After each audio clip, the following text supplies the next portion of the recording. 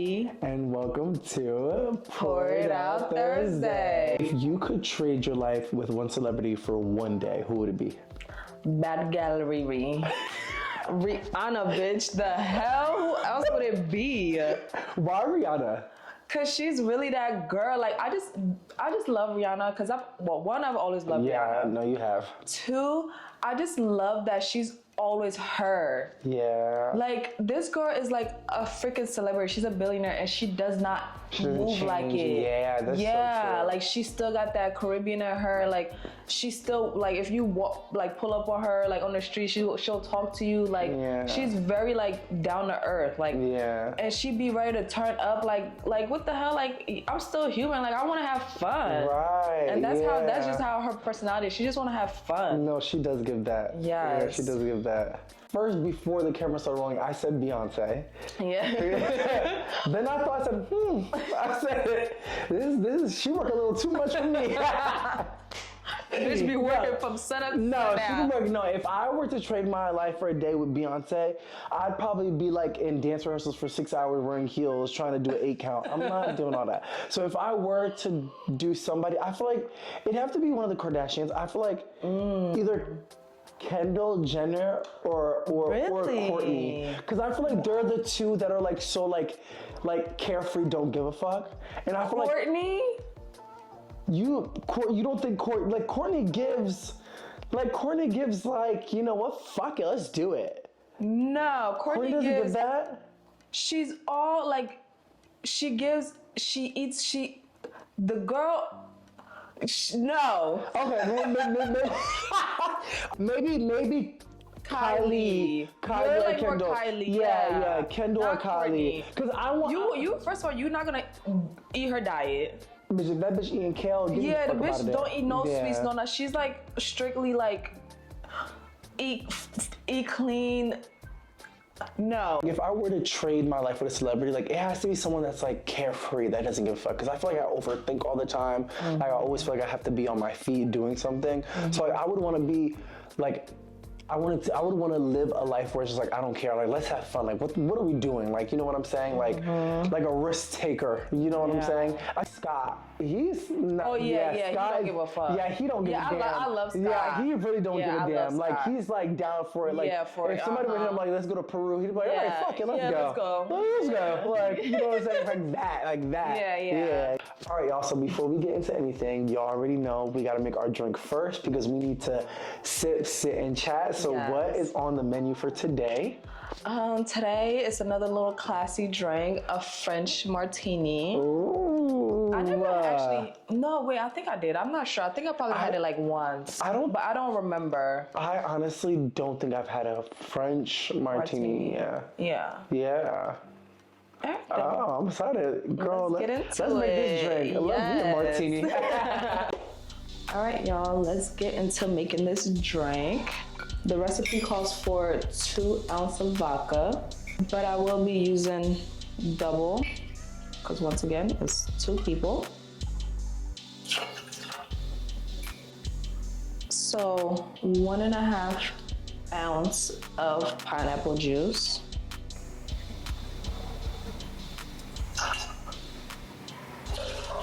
And then 3/4 of an ounce of raspberry liqueur.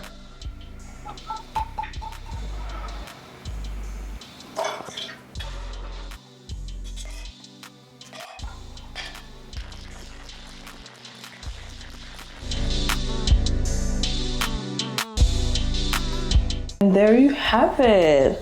And I'm gonna garnish with some raspberry.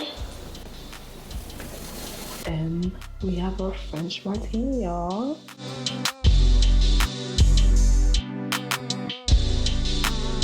Cheers. Don't forget, drink responsibly. 21 and older. 21 and older.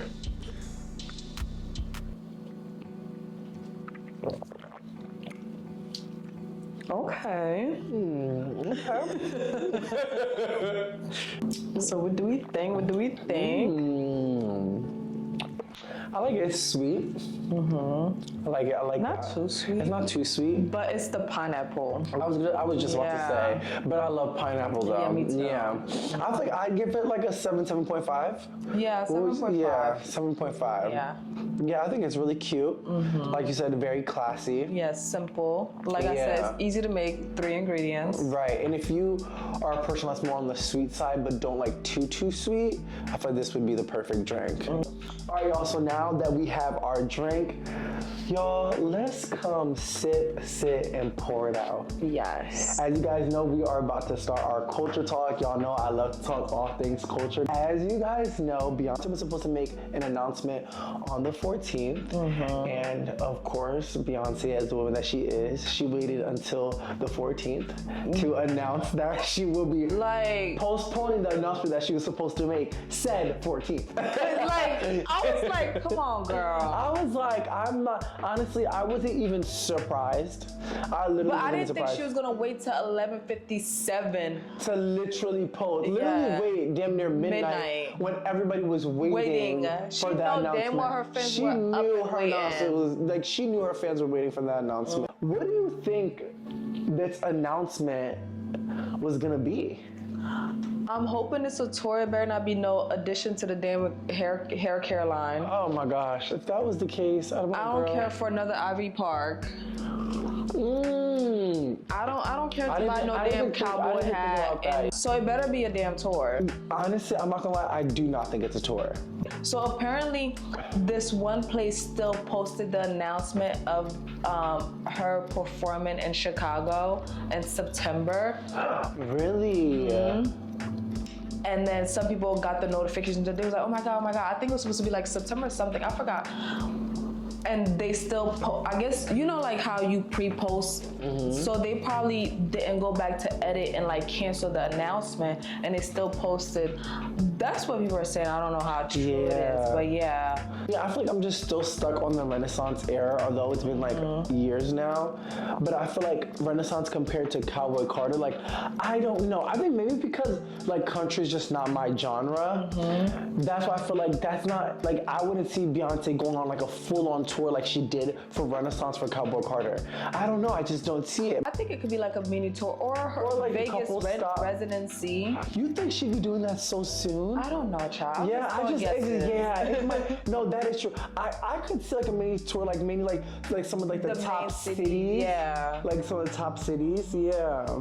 I don't know, and then a part of me thought like maybe visuals, but it's like we didn't even get visuals for Renaissance which really killed me. Like that. I know we got the damn movie. Yeah, but we really needed. I would have loved that. Because I love the documentary. Yeah, I love the documentary. That was the movie. So remember we were literally crying. Yes. At the movie theater we watched it. Like that was so good. I'm so not with my Renaissance era. No, me too. I'm sorry. That's like the best era ever. That was the best era ever. It was so funny because one of my mutuals tweeted. They were like, yeah, she was about to ask us to spend money. That's why she proposed that. That announcement. Is that a good time to be asking for money? Yeah, for while your whole city is to the ground. This is not the time. This is not the time, baby, to be trying to dig into our pockets, okay? It ain't the time, baby. It ain't the time. But wait. So when do you think it would be a good time? Like, when do you think she would announce it? I feel like when it comes to, like, one thing I really love about Beyonce and her team, they're very strategic. So of course I wasn't surprised when she postponed it. But then again, now the question is, when is the right time? Yeah. Because when is the right time? You know what I'm saying? It's not like, does next week, because it's next week makes it the right time. Or like is it 2 weeks from now. I don't think, you know? Especially that she lives in LA. Yeah. I don't think anytime soon is gonna be the right time being that she's there and she could feel like the aura and the energy. Exactly. Yeah. So it's like, and I feel like Beyonce knows her consumer base, her fans, they're so loyal that even if they were in a situation or a position that they shouldn't be spending that much money, they probably still would because, you know, it's the Beehive, you know what I'm saying? Yeah. So I know I've definitely been put in positions where I shouldn't have been spending the money that I spent when it came to Beyonce, but I still did it. No, you know, for real, damn concert. That damn concert, okay? Child. 2 a.m. in the morning. Oh, yes. Trying to fight to get our tickets. We waited to the night before. Literally the night before, at 2 a.m., waited the night before. I will never never forget that day. But then we was like, nah, we just buying it because at this point, we're just buying it. Like, we spent so much time because at the time TikTok, it was trending TikTok that if you got it last minute, you'd get tickets for like $45. Yeah. Child, it definitely wasn't that. There was definitely Not for her. There was definitely a zero after that 45. Yeah. I'm telling you. A couple zeros. Yeah, a couple zeros, okay? All right, y'all. So going into our next topic. How you doing? Okay. How you doing? How you doing? And she always be drinking her tea. Okay. Let me take a sip for Wendy. Girl, do we miss Wendy? Yes. Our next topic is the queen. Yes. Of. Yes. Talk show host, radio host, journalism, all of it. Yes. Is Miss Wendy Williams herself, okay? Queen of being in your business. Yes, okay? queen of messy, but still got the facts, okay? She went a little viral on the internet because she was at her son's graduation. He graduated from college, from university. And people were just like, oh my God, like we haven't seen Wendy in a while. So the talk show host, The Breakfast Club, one of the hosts, Charlamagne the God, he's known her for like over 20 years, very good friend of her. He must have spoken to her off air. So then they decided to do an interview with her, like a phone interview. It aired on their show. It was like 33 minutes long or something, but it was really good to hear her voice. I did not realize how the circumstances of her conservatorship. Yeah. Like her conservatorship is really bad. Like she lives in this building where somebody from the outside had to give her access to even the elevator. They had the keys to the elevator. She can't even get on the elevator. She can't leave her room without them letting her out. She lives in the room 24/7. She can't have guests. She has a phone, but she only can make phones out. They can't call her. But it's an old phone because she said that she can't go on the internet. She can't do nothing with it. So I'm guessing it's probably like a flip phone or something. Like a prepaid. Yeah, a prepaid type phone. She can't see her family. And her father, his birthday is coming up and he's turning 94 years old. Yeah. And she's saying that she don't think her guardianship, the lady who has her Sabrina, dumbass. Oh, so you remember her name? Because I was about to look it up. Yeah, I can't. And then when I Googled her, I said, of course. Of course. Yeah, I'm not gonna go into details. Yeah. Then they're saying like, oh, she's incompetent. She has dementia. When I heard her from the interview, she sounds just like Wendy. Right. She's still quick on her feet. Like she still got that, pizzazz to her. Like she still got that same personality. And I'm just like, what are they talking about? And even Charlamagne said that when he spoke to her off air, she's still the same Wendy. She's not incompetent the way they're trying to make her out to be. Yeah. Her bank accounts is froze. She has like Wells Fargo froze all her bank accounts. All her bank accounts. She has access to nothing. One of the talk show hosts, Lauren from The Breakfast Club, went to go see her. Went to go see her. She's on the phone with Wendy. They're like, oh, who are you? So she has to get permission from the guardianship in order to go see her. And Wendy is talking to the people in the building like, I want to come down. I want to talk to this lady. And they're asking her a question. Once they spoke to the guardianship, and I don't know what they said to the people that's in her building, they came back to Lauren and was like, oh, there's no Wendy Williams that live here. Mind you, she's on the phone with Wendy, and Wendy could see her from her window, and Wendy was like, oh, I spotted your Chanel bag, girl, that looks nice. So she's been in this for 3 years, and I'm just like, what the hell? So we have to shed light on it by talking about it, hashtagging Wendy, her guardianship, Sabrina Morrisey. Yes, something like that. I forgot like her that. last, It's spelled Morrisey, okay? One thing that I really did appreciate about the interview is one of their main objectives was, all right, what can we do? So like you said, hashtagging free Wendy. To her guardian, Sabrina, girl, I have a couple things I'd like to say, but I'll keep my mouth shut.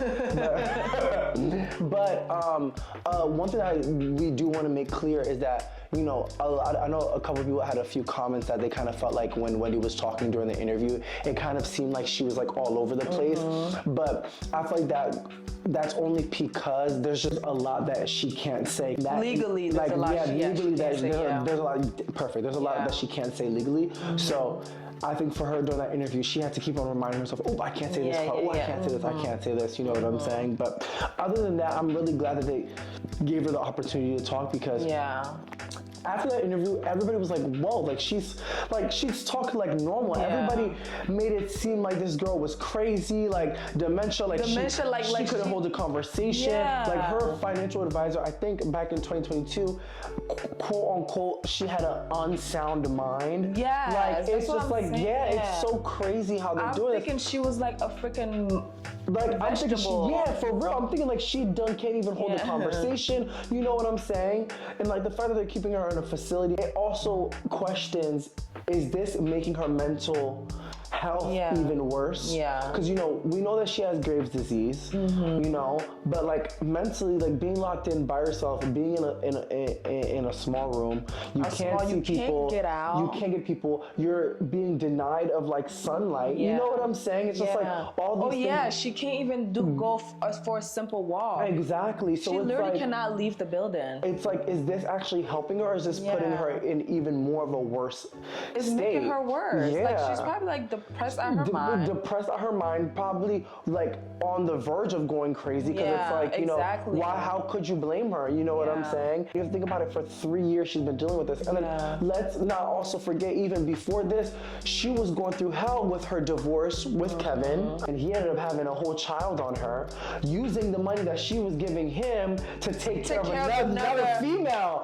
Oh, the devil's a liar. The devil's a mother effing lie. Because what? They was gonna have to put me in that jail. No, they would have had to. I'm sorry. They would have found a facility to put me in, because Kevin would have to get a couple little stabs. Yo, are you kidding me? Are you kidding me? Like what she's endured. Like, come on. Like we had like a whole baby, using her money to take care of the woman, buying the woman a house with her money, and she still has to pay for spouse support. That is so the mother crazy. effing nerve. When it's heartbreaking, because Jess Hilarious, all that bitch do is laugh, but that episode she was crying. You know what I'm saying? Like, because that shit really hurt. She don't have a laptop, an iPad, so she has no access to the outside world. And this was a woman, like, her job was the outside world. When that documentary had dropped, her family was even surprised, because they were in a state of Wendy's missing. Yeah, because they hadn't heard from her, spoken to her, seen her, or anything. Yeah, like no communication. So it was like, her family, her close family was literally watching the documentary as if it was us. Yeah. You know what I'm saying? Like, so it's like, what the hell? So how are we actually helping Wendy when it's like, she can't talk to her friends, she can't talk to her family members? You know what I'm saying? And I'm talking about immediate family. Immediate family. Mom, dad. Yes. If I ever see that Sabrina bitch in the street for real, no, for real, I'm gonna really, like, for real. Because this is crazy. I can't believe they're doing my girl like this. No. I'm not gonna lie, I'm not trying to bash anybody, but I haven't seen a talk show since. Oh, girl. Wendy, like, are you kidding me? Like, Wendy, not even come close. Not even come close. I'm telling you, her delivery, like, oh my gosh, everything was just good. Like, she'd be like, like, you know what I'm saying? Yo, that lady was funny. Like, I'm not gonna lie. So I really do hope that after this interview, it definitely sheds light. I definitely saw on Twitter her hashtag was trending. It was going viral. So I really hope the same light that was shed for Brittany. Brittany, yes. We shed that light. Yes, let's make it happen for our people, y'all. Let's really please make it happen, because we notice that this is definitely a trend that goes on in America. So we just hope that, she gets that light that she deserves. We love you, Wendy. Yeah, we love you. This topic, I don't even know how to start it.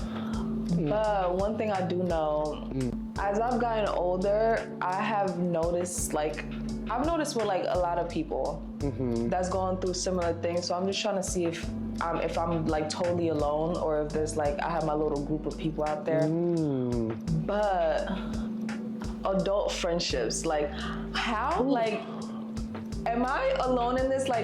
It's so hard to make friends as you get older. Am I alone? Girl, let me tell you. I have always been a person that's always desired true friendship. Me and we've talked about this I've had so many conversations when it comes to this. And to me, I feel like as an adult, I think one of the main reasons why it's so hard to maintain friendships as an adult is because the friendships that we have are not worth maintaining. You know what I'm trying to say? I feel like what you maintain is what you notice and feel that's being poured into you. So you're gonna maintain something that you know that's being poured into you. We're trying to maintain friendships that rarely pour into us. You know what I'm saying? Like, this is why I've always been the type of person, I feel like as an adult, I know we're all busy, we have our own busy schedules, etc.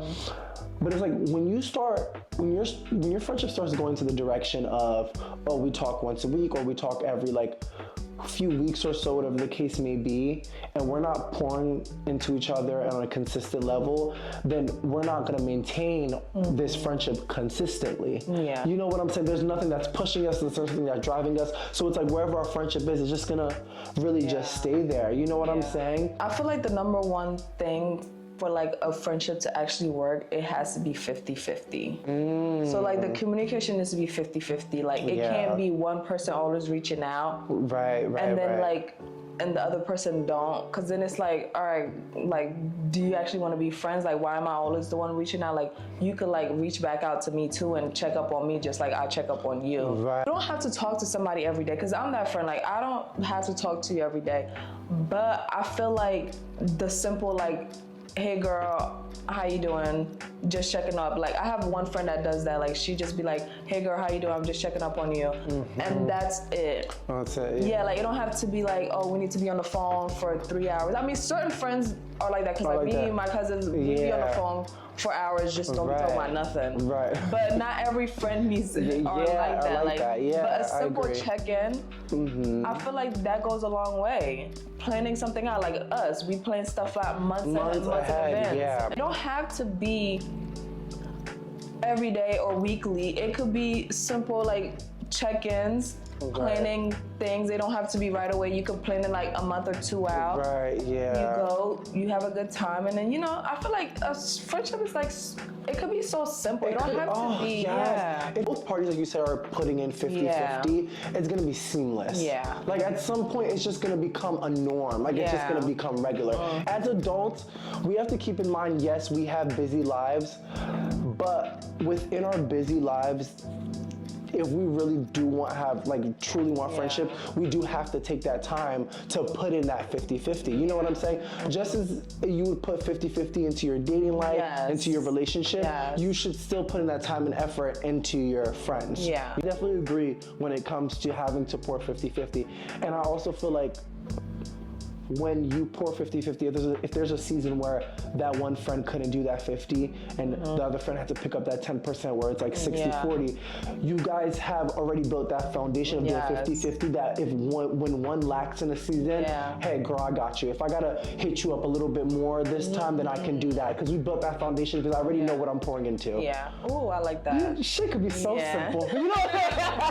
Yeah, I like that. You know what I'm saying? Yeah. Honestly, I feel like especially when that whole era of seasonal depression, I feel like a lot of it comes because a lot of people are lonely. They don't really have true friendship. They don't really have true community. And speaking of seasonal depression, I also feel like, especially starting off this year, a lot of people are in that trial and error phase in life. Like the other day I posted on my Instagram story, I simply just posted that I was editing last week's episode. You know, I just left a short message where I said, you know, I feel like we live in a society where we feel like we always have to be quote unquote ready to do something. But like that's the whole point of life, is learning and navigating that season. And I feel like that's one of the most beautiful things. And I feel like a lot of people connected to that, because I feel like we all feel that pressure of having to know every single thing, having to know everything perfectly, or having to be the best at something before you even do it. You know what I'm saying? If that was the case for us, we would never be doing this YouTube. We're literally learning as we go. If we were to say, no, like, let's wait until we perfectly know how to use the camera, until we perfectly know how to edit, we probably would never be making these videos already. You know what I'm saying? Well, I feel like we were in that phase too, because because speak on it. We were supposed to delayed this so much. We delayed it so much. We're like, oh, we don't have the perfect lighting. We don't have the perfect setup. And we literally kept delaying it because we was like, oh, it needs to be perfect. Like we need to look like we know what we're doing already. But it's like in reality, we never done this, so we can never look like we know what we're doing. Right. This is so good. I'm sorry, God. This is good. So then we're like, like, no, like, fuck it, like, let's stop delaying it. Right. We have good camera. Yeah. The lighting, well, as time goes on, it'll get better. Right. Sound, as time goes on, will get better, but let's stop delaying. Let's just start it now, and we'll just grow with our page. Yes. And we'll just get better as time goes on. And so we're like, fuck it, let's just start. And then we did, and I'm so glad that we stopped delaying and we just said, fuck it. Girl, you ate that. Girl, you ate that. You ate that up. That really reminded me, like, we have been doing this for like almost a year and a half before we even started filming. Yeah. And throughout that year and a half, so many people kept on telling us, y'all need to do something bigger. Y'all need to start doing something. Every single time we just kept using excuses and excuses. We're now, y'all, we are literally living in our trial and error. Yeah. We are literally living in our trial and error. We've been going through trials and errors. We've been going through trial and error. Oh my gosh, yo. Behind this camera, behind this camera, baby, as though we make it look good, baby, this shit is rough, okay? It is rough. We are literally living in trial and error where I'm telling y'all, every episode that is posted, we are learning something new every episode by trial and error. I'm telling you, like, heart drop, trial and error. error. Literally heart drop, like, oh my God, what are we gonna do? So that literally all goes to say, if you are a person that's waiting to start a career, pivot, start a business, go back to school, start a hobby, whatever the case may be, do it. Stop delaying yourself, stop making excuses, because one thing about it is the start is never beautiful. The start could never be beautiful because you don't know what you're walking into. Yeah. No matter how much you prepare for it. No matter how much you prepare for it. But what I will say is, once you start whatever you're going to start, and then once you accomplish whatever you wanted to accomplish, you will be able to look back and it'll become even more beautiful, the fact that you see the evolution of where you started. So let me tell you this, do not keep on delaying yourself, because baby, I promise you, if you have the stride, the confidence, and you put that work ethic behind it, I'm telling you, there's good that comes out of it. There's literally nothing. There's nothing but good. There's nothing but good. I always say to myself, faith is dead without works. So if you believe in yourself and you have that faith and you're putting the work behind it, I promise you something is going to come out of it. Probably even bigger than you could even imagine. Take us as an example. Take us as an example, because would I believe that we'd be sitting in front of a camera doing a whole YouTube channel? Never in my life did I actually think I'd ever be on YouTube. Never. Because I always be like, oh, I need to have the best of the best. Yes, the best of the best. Like best background. HD quality, 4K. Like I need to have a whole production team. Like, you know what I'm saying? No, I need to have a whole production. I need somebody, a professional that's been doing it for like 10 years to edit my videos. Like I used to always say that, and it's like, girl, like just do it. Just do it. Like literally, nobody was perfect in the beginning. Nothing. Nobody was literally perfect in the beginning. All the content creators we watch, all the influencers we watch, all the people that we look up to, role models that we look up to, and anything in any field, regardless, whatever the case may be, they didn't start off like that. They had to build themselves up. The thing is, we live in a time where you only see when people get to that mountain, when people are already built up, that they don't see the struggle behind it. Y'all don't see what somebody had to literally go through. You know what I'm saying? A segment that we used to do literally when we used to do Pour It Out ourselves was always talk about like the music that we've been listening to, what song we've been bumping to for the week, or what album we've been jamming to. So for me, it's one particular song. It's so weird because I don't even understand what this man is saying. It's Bad Bunny. You listen to Bad Bunny? No. He has a new album out.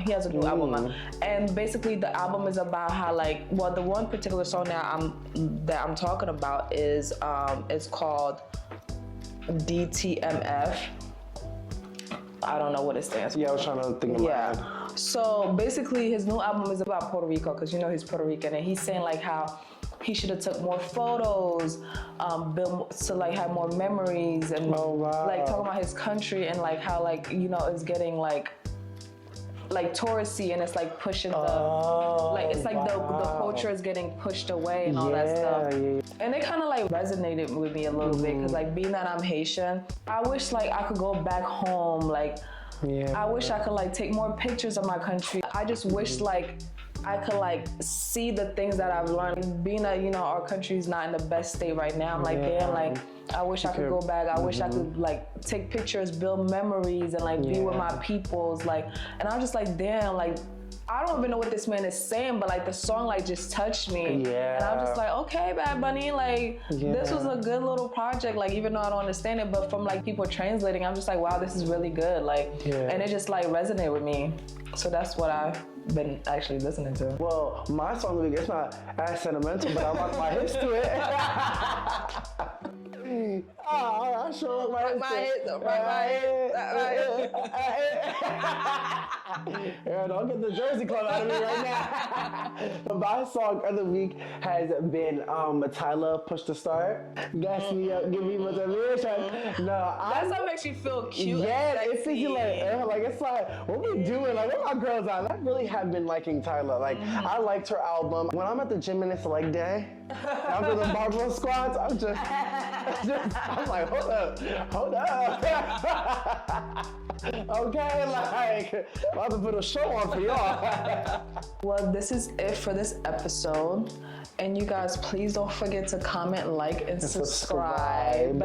Please. Tune in next week on Thursday for the next episode. Thank you for watching. Pour It Out Thursday.